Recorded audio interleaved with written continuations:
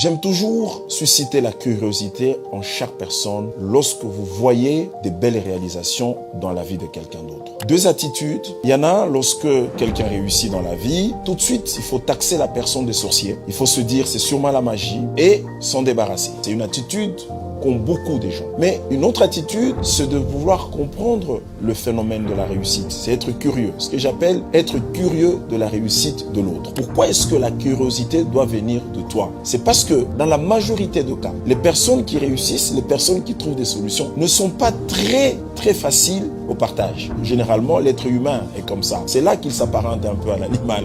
Excusez-moi le terme. Regardez bien les jeux des animaux. Lorsqu'un animal attrape un gibier dans la forêt, le premier réflexe, c'est de fuir avec le gibier. Ce sont les autres qui suivent derrière pour vouloir partager le gibier. L'homme est aussi comme ça. Lorsque je découvre un secret, lorsque je découvre une opportunité, le réflexe de l'homme, c'est je cache. Il ne faut pas qu'on soit nombreux.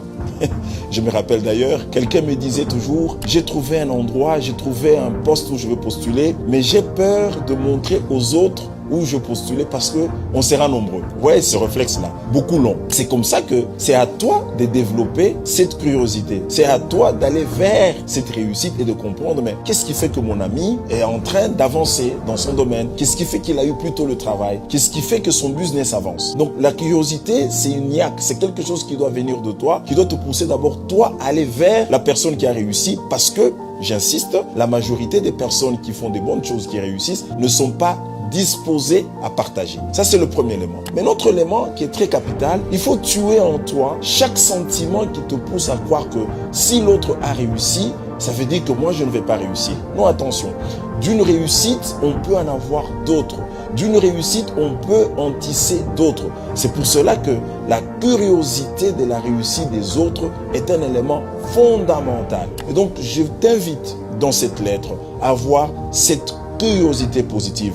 Ne sois pas dans la catégorie de personnes qui pensent que ceux qui réussissent, ceux qui font des belles choses, sont forcément dans le mauvais côté, sont forcément ceux qui font de la magie. Non, il existe justement des réussites qui sont transférables. Il existe des réussites qui sont partageables et je t'invite à la curiosité d'apprendre. C'est comme ça que tu vas construire l'inspiration et quand tu construis une inspiration, ça te permet de t'améliorer davantage et même d'identifier ce que toi tu as besoin pour pouvoir aussi devenir demain celui qui va inspirer les autres.